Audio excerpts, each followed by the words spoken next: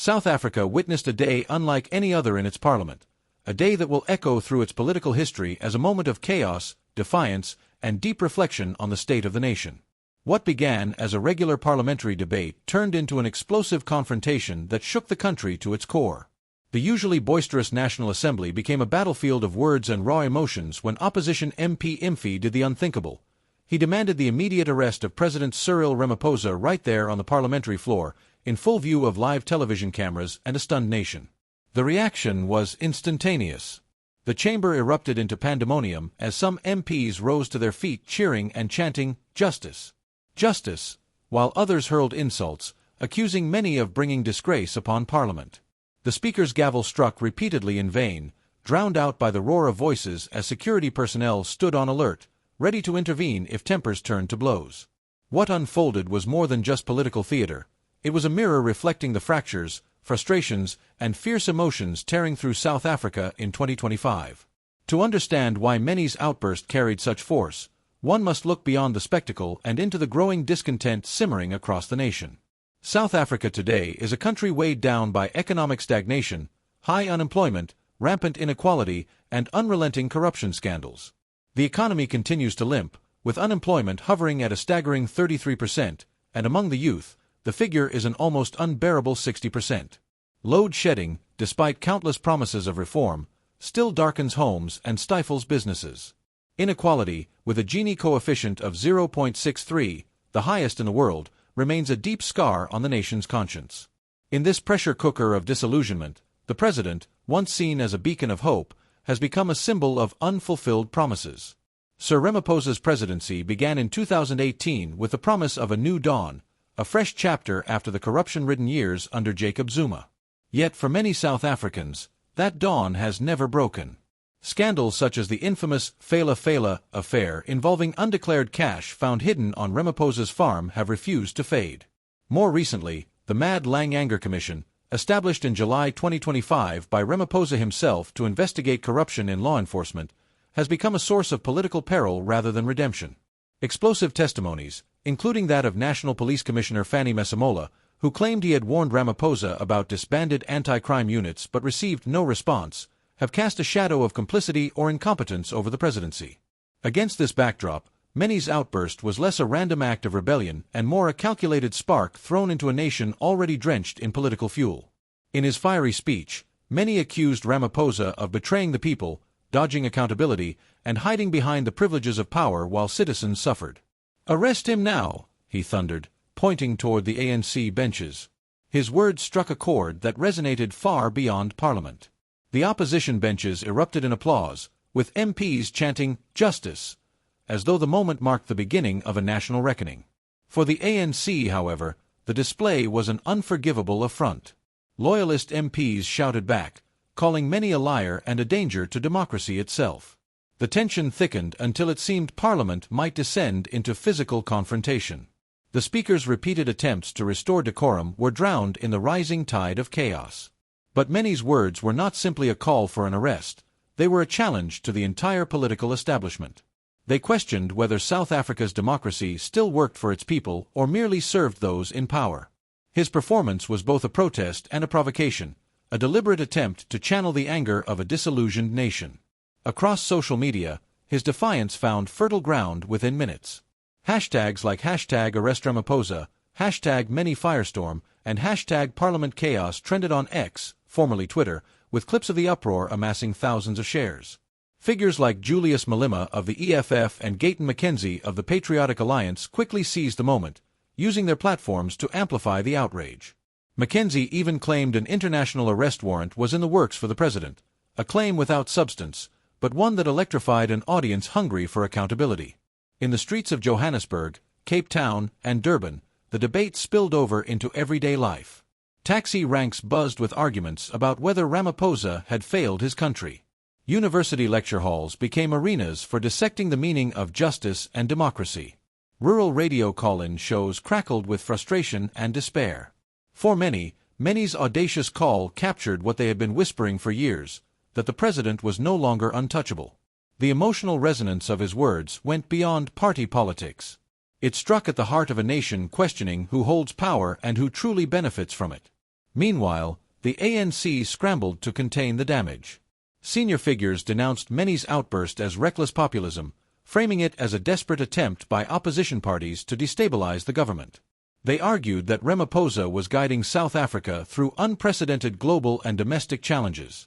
His allies pointed to his September 9 address outlining plans to channel our $4.93 trillion in pension funds toward infrastructure investment as evidence of his commitment to economic reform. Yet the optics were damning. No matter how rational the defense, the image of an MP publicly calling for the president's arrest before a cheering crowd is a political wound that does not heal easily. Behind closed doors, advisors urged Ramaphosa to project strength and dismiss the episode as political theater, but even his closest allies admitted privately that the damage was severe.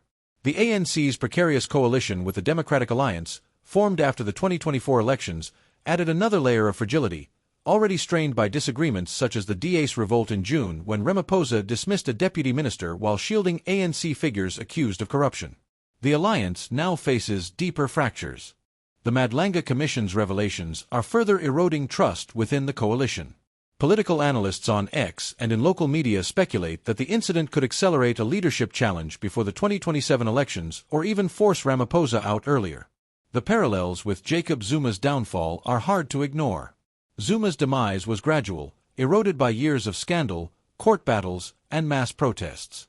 Ramaphosa's crisis, however, feels faster and more intense, fueled by social media's ability to turn outrage into movements overnight. What took years under Zuma now unfolds in weeks, amplified by viral clips and digital campaigns. Ramaphosa's administration finds itself under siege, not only from opposition parties but also from a restless citizenry connected by the immediacy of online discourse. Internationally, the turmoil comes at a cost.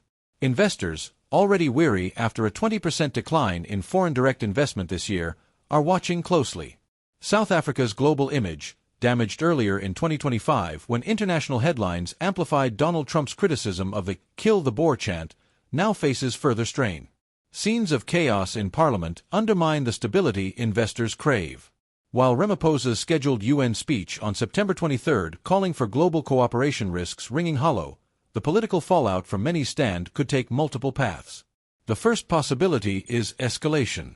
If the Madlanga Commission's final report due later this year directly implicates Ramaphosa, it could ignite nationwide protests led by the EFF and other opposition movements. The country has already witnessed the power of organized dissent during the 2023 shutdowns.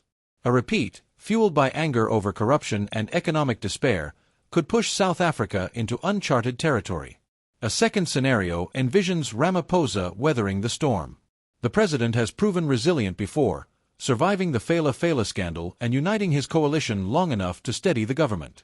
If he can deliver tangible progress on the economy and infrastructure, he might yet emerge from the crisis wounded but standing.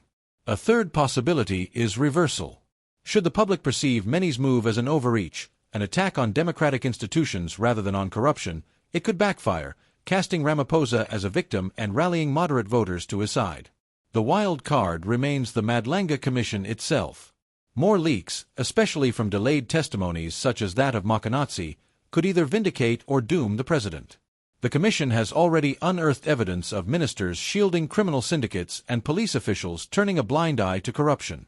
If it goes further, implicating Ramaphosa directly, even his party's loyalists may struggle to defend him. For now, South Africa stands at a crossroads. The events in Parliament were not just a spectacle of political theater, they were an eruption of deeper societal anger, a signal that the patience of the people is wearing thin. Many's defiance may be seen as either reckless or heroic, but it has forced an unavoidable national conversation about accountability, leadership, and the future of democracy. Whether this moment becomes a footnote in South African politics or a catalyst for seismic change depends on what happens next. Ramaphosa, once hailed as the man who would restore integrity to the presidency, now finds himself fighting for legitimacy amid a chorus of discontent. Many, meanwhile, has become both a lightning rod and a folk hero, embodying the outrage of those who feel betrayed by the promises of liberation.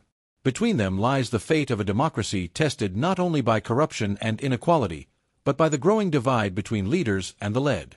As South Africans argue, protest, and hope, one truth stands out: the political storm that erupted in Parliament is far from over, and the coming weeks may determine whether it was merely noise, or the start of a reckoning that reshapes the nation itself. The chaos that erupted in Parliament did not simply end when the session was adjourned. Its reverberations have continued to ripple across South Africa's political and social landscape, shaping conversations in homes, workplaces, and online spaces. The incident has become a symbol of the growing tension between citizens' expectations and the government's ability, or willingness, to deliver real change. For many's outburst was not just a shocking breach of parliamentary decorum, it was a cry born from exhaustion and anger. After years of hearing promises of reform, South Africans are increasingly skeptical of political rhetoric.